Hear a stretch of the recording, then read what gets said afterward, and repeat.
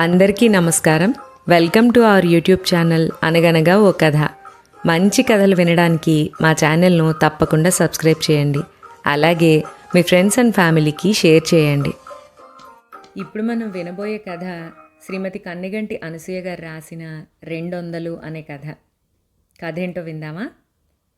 ఓం భూర్భువస్వః తత్సవితుర్వరేణ్యం భర్గో దేవస్య ధీమహి ధియో యోనః ప్రచోదయాత్.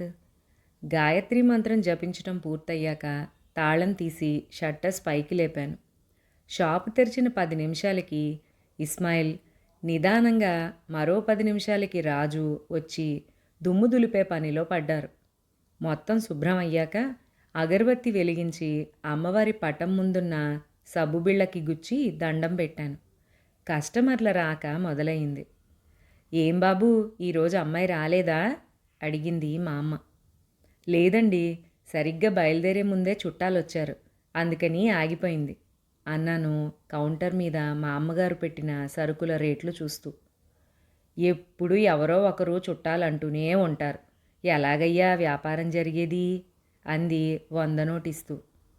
ఎంతైనా గోదావరి జిల్లాల వాళ్ళం కదండి, మాకు ప్రతి ఏటా వచ్చే వరదల్లాగే చుట్టాల వరదలు కూడా ఎక్కువేనండి. ఓసిని చమత్కారం పాడుగాను అంటూ బోసి నోటితో గలగల నవ్విందావిడ నా మాటలకి. సరుకుల కోసం వచ్చినప్పుడల్లా అభిమానంగా ఏదో ఒకటనే ఈ మామగారంటే నాకు మా ఆవిడకి కూడా చాలా ఇష్టం. ఏదో అనుకోకుండా ఈ షాపు తీసుకోవాల్సి వచ్చింది.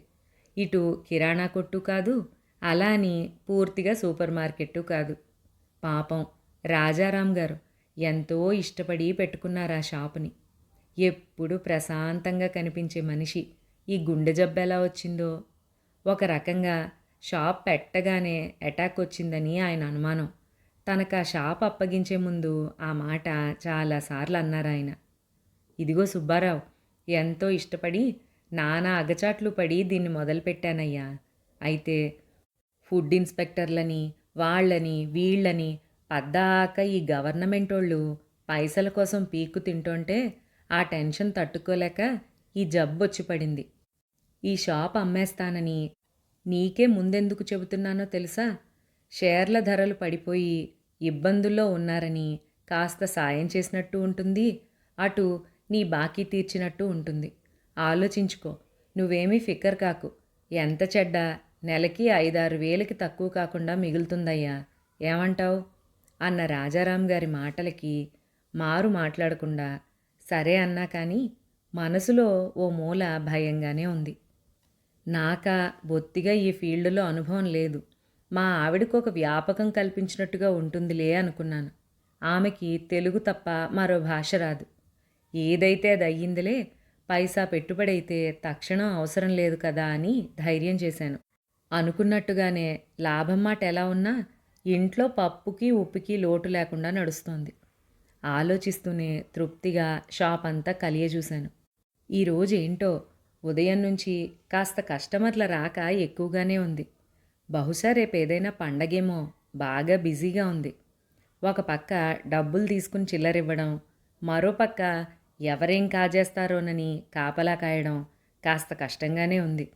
ఇలాంటప్పుడు నిజం చెప్పొద్దు, నాకు కొంచెం కంగారే. అదిగో అలాంటి కంగారులోనే జరిగింది ఆ ఘటన. 25 రూపాయల బేరానికి 500 నోటిచ్చిందామె. 25 చిల్లరుంటే ఇవ్వండి అన్నాను. అని పెదవి విరిచింది లేదన్నట్టు. గల్లా పెట్టెలోంచి సరిపడా చిల్లరిచ్చి ఆమె లెక్క సరిపోయింది అనుకున్నాక పక్క కస్టమర్ సరుకుల వైపు తిరిగి ఇస్మాయిల్ రేట్లు చెబుతోంటే నేను పేపర్ మీదేస్తున్నాను. సార్, నాకు మీరు ఎంత ఇచ్చారు? అంది 500 నోటిచ్చిన ఆవిడ. 475, అంతేగా నేను మీకు ఇవ్వాల్సింది అన్నాను.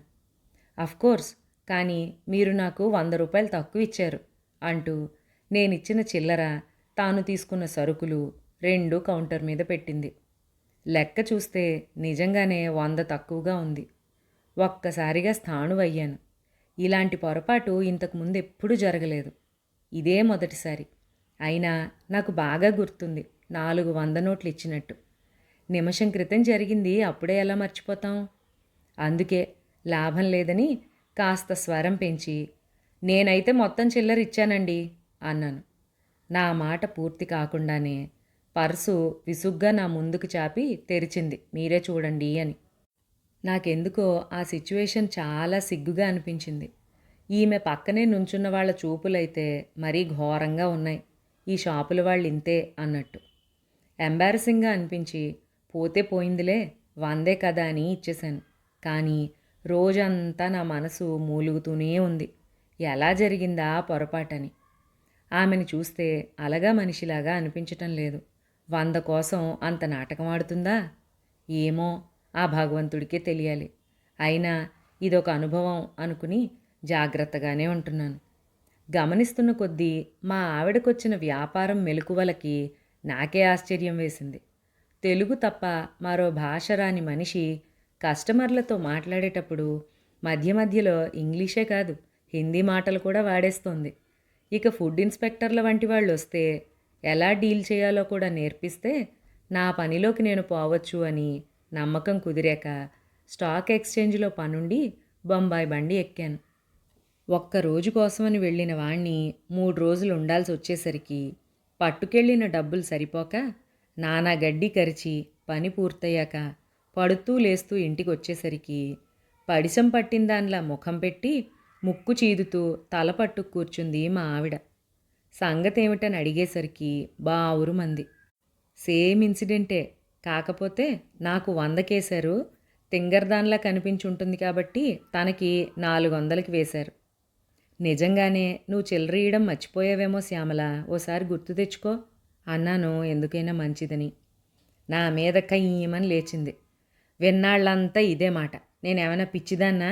అప్పటికి షాపు తెరిచి అరగంట అయినా అవ్వలేదు. అసలు ఏమైనా బేరాలు వస్తే కదా ఆమెకి ముందు నా దగ్గర డబ్బులుండడానికి. అక్కడికి వాళ్ళకి ఇవ్వాల్సిన చిల్లరకు సరిపడా క్యాష్ బాక్స్లో లేకపోతే నా పర్సులోంచి తీసి మరీ ఇచ్చాను 150. అందుకే ఇంత బాగా గుర్తుంది. కిలాడి ముండ ఇంత మోసం చేస్తుందని నాకేం తెలుసు? పైగా పక్కనో పొట్టిది దానికి సాక్ష్యానికి అంది కసిగా 150 అన్న పదాన్ని ఒత్తి పలుకుతూ.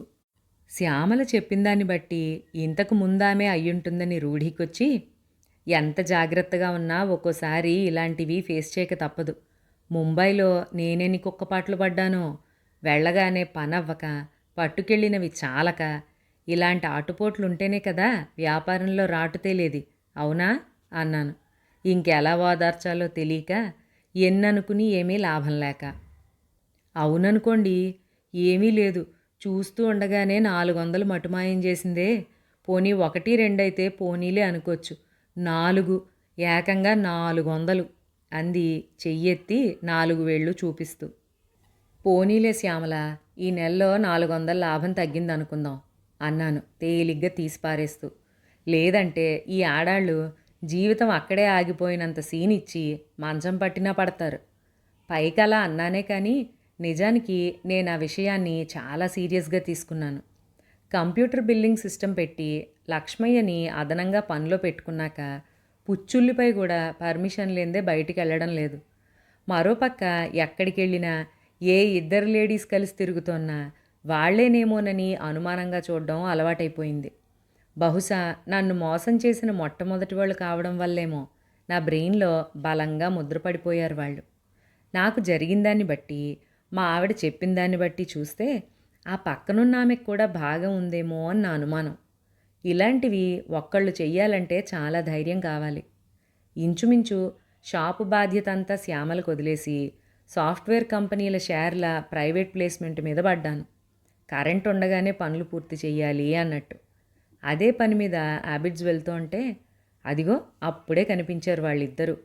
వెతకబోయిన తీగ కాళ్ళకు అడ్డం పట్టం అంటే ఇదేనేమో.